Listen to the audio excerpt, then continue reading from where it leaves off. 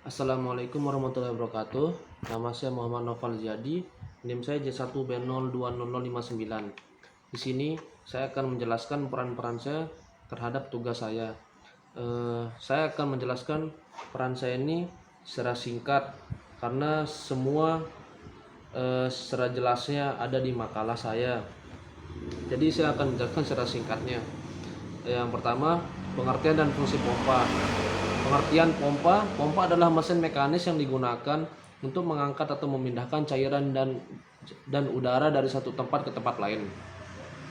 Fungsi dari pompa biasanya memindahkan atau mengalirkan fluida cair kental dan udara dari satu tempat ke tempat lain dengan menggunakan gaya tekan. Yang kedua adalah klasifikasi pompa.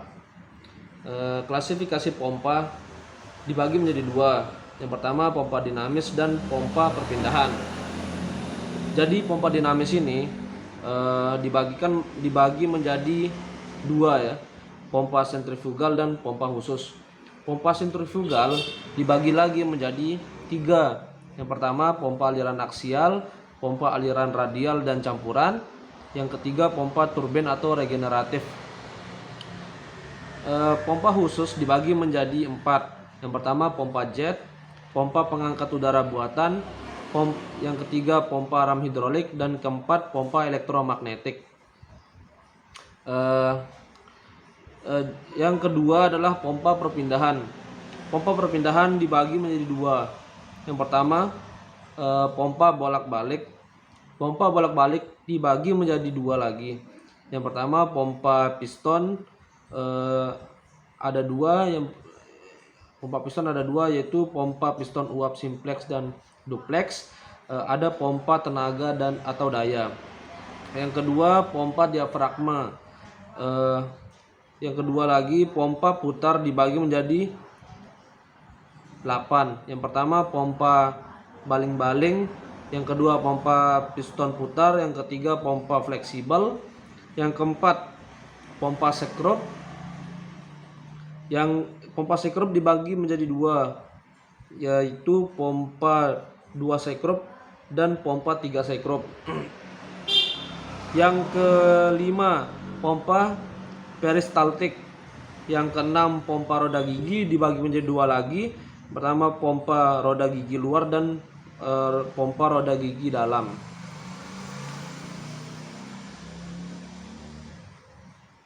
Yang ketujuh adalah pompa cuping atau lobe.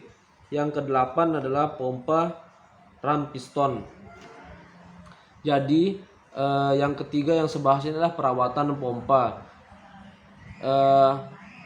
Perawatan pompa secara umum diartikan sebagai suatu kegiatan yang diusahakan untuk menjaga kondisi serta memperbaiki kondisi suatu mesin menjadi lebih baik.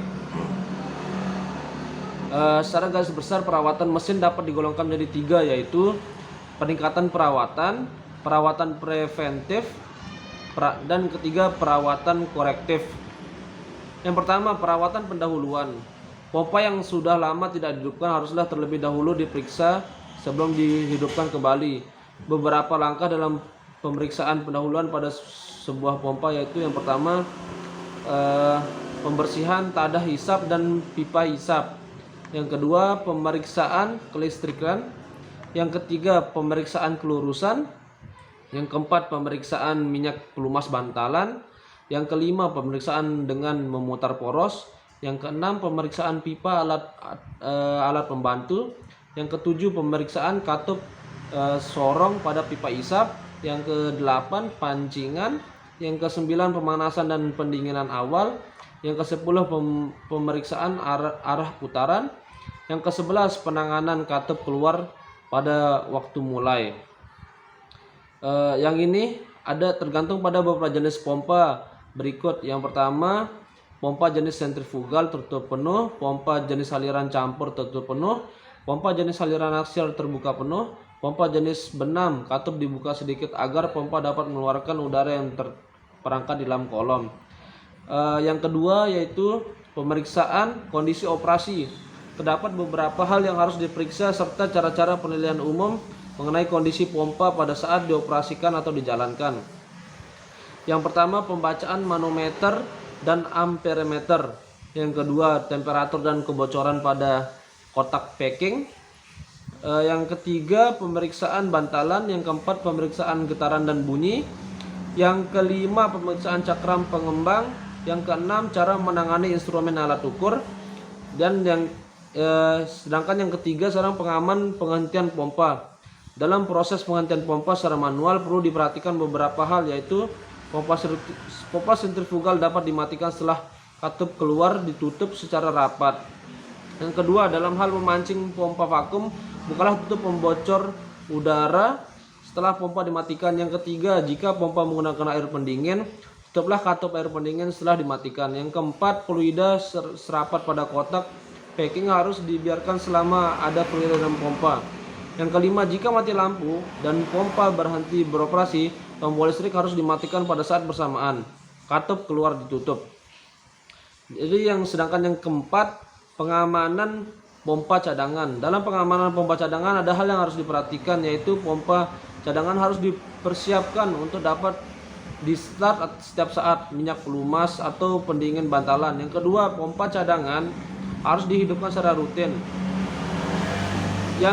Sedangkan yang kelima, penanganan pompa yang tidak terpakai dalam jangka waktu lama.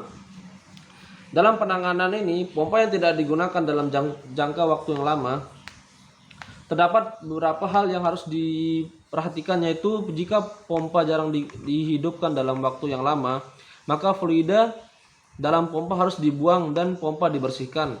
Yang kedua, permukaan yang difinish pada bantalan, penekan packing, poros dan kopling harus dilumuri zat pencegah karat untuk mencegah terjadinya korosi. Yang keenam, pengelolaan.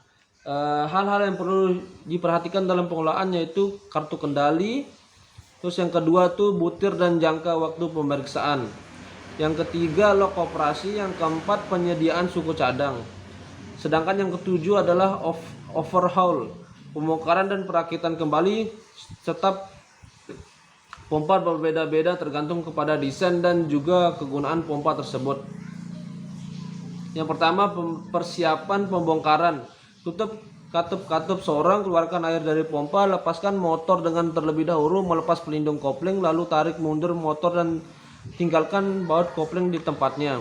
Yang kedua, pembongkaran pompa. Yang ketiga, perakitan. Dan saya akan menjelaskan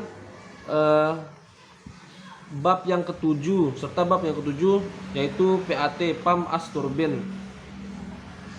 Pump as turbine, PIT, is a technology that is technically and economically efficient for small, micro, pico scale hydropower utilization, especially in rural areas. There are two main issues that affect the selection and application of PAT. On the other hand, the pump manufacturer does not provide its characteristic in turbine mode, which requires a performance prediction method.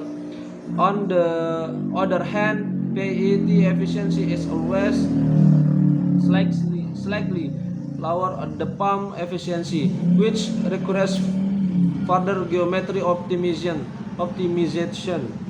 This latter review summarizes published studies on performance prediction and geometry optimization to guide PAT selection and optimization. Currently, there are four categories of performance prediction methods, namely using BEP, best performance point, using a given rate, loss modeling, and polynomial fitting. Using the BEP method and loss modeling is based of theoretical analysis, whereas using the spatial velocity and polynomial fitting method requires statistical adjustment. The prediction error of the published method is mostly within 10% in order to optimize the geometry. Research mainly focus on roller diameter and blade geometry, blade trim effect, blade roundness, blade roll angle, blade profile, number of blades, position of back edge, of blade and amount of guide guard were examined. Among published methods, blade rounding and impeller forward bending are the most effective and partial techniques. Mohon maaf kurang lebihnya. Assalamualaikum warahmatullahi wabarakatuh.